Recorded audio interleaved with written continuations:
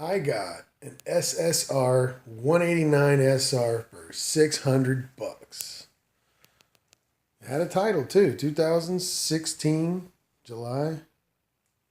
Second owner. Kickstart didn't work. Needed some help. Turns out he lost the bolt, kept kicking. So best thing I could do was cut some of the end of the flaring off so that I could clamp it tighter. And then threw in some cut copper strands so that I could at least fill in some of the gap on the looseness. So when it crushes, at least it holds something. And then the eventual, it's just a $3 relay, turned out to be $30 starter. And it wasn't just broke, like it grenaded. I couldn't even get it to spin. Like it's stuck.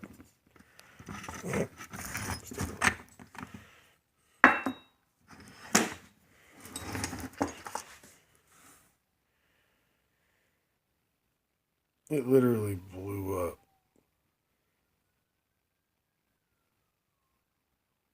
Apparently he didn't know this. But, you know, we'll just chalk it up to inexperience. So the exhaust was a little clattery until I figured out that most of the rivets were still on. They were really, really, really loose. And then I was missing some of the screws, but all of the screws that I did find were actually in here.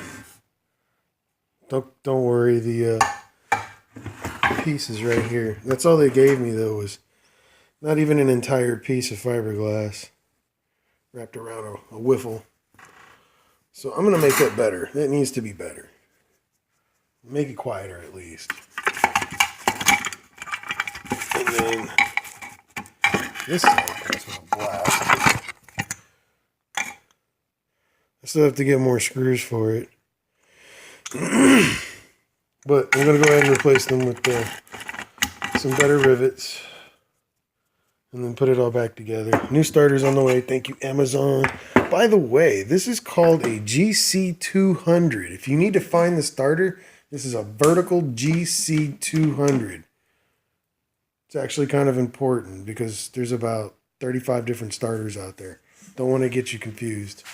And if you can't find a 9 spline, you can get an 11 spline if you replace the clutch tooth from, I believe, an 18 to a 17. That might be the difference. But other than that, man, I think it's ready to rock and roll. I'm going to go ahead and see if I can get a coil, a capacitor, and an LED bar to stick up there so that I don't wear out the battery or, take any load from anything while it's running. Oh, the front tube shock. I've already been told from one of the reviews that they had a problem with it. This one's already leaking. And like I said, the title on this is 8 months from right now. So in 8 months, we've gotten a huge amount of chain slop, the kickstart that came loose, the starter that grenaded, the tube shock that's leaking. That's probably just him being a monkey right there. He was 17, but look at that chain slop. Look at that chain slop. It is ridiculous. Look at that. How do you even drive like that? That's ridiculous.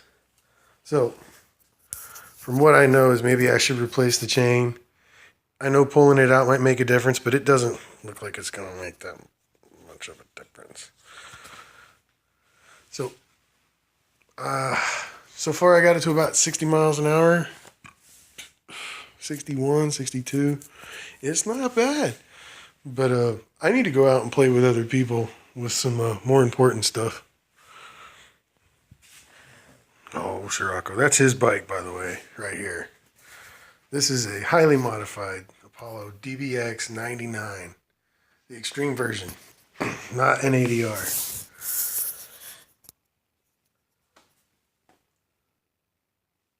It's been a blast. Everything's been waterproofed. I've got a new coil for it up there. This is a 2400 lumen bike lamp that I'm actually charging right now. It runs off of basically 2 vape batteries that I keep right here. This way, I don't have to add any, the 5-wire stator. I don't have to do any of that crazy stuff and still get at least 4 hours of constant light. Totally worth it. Oh, Mitsumoto, or Pro Tapers. Yeah, Pro Tapers. Trick is that you have to cut down some of the arch if you're going to get the extenders. And then you have to go ahead and use some washers to make sure you get it flattened out. But if you do it correctly, it won't budge. And I've done some really stupid stuff in it. It's held up just fine. And then give me your ideas if you can't. I want to go ahead and put something here. I need to make a clear cover that goes at least halfway across that I can get to come up. And just to keep the water off of it. Because this thing, first gear, going through 2 feet of water, that's about as much fun as you should have. I mean, this is just a blast. Another cool thing to do was get the really big tie straps. Oh, do a little tighten there. Made a bend, ran the other one through it.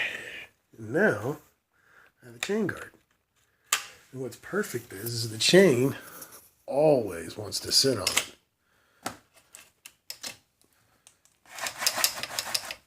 It doesn't let go. Really smooth stuff. So far I've got at least 50 to 60 miles on that strap tie. And I don't really see that much wear on it, do you? Let's see if we can get at least a decent image on it. It's not even worn really. I mean, you can see some wear, but because it's a 420 chain, it rides it perfect. And it just stays on there. Super happy, really cheap, works extremely well. 17-tooth sprocket. Let me tell you, you need to get stronger clutch springs if you want to pull that off and keep going. Because once you start getting up in those higher RPMs, it wants to let go a little bit. So you can't go crazy on it. But so far I've taken it apart, put a vent in the top of the crank. I've already played with the cam. By the way, grease that thing up. If you don't, it starts to actually carve into there, and then you start having adjustment problems. Not a fun thing to do at all. Anyways, so yeah, that's my bike. Any questions, let me know.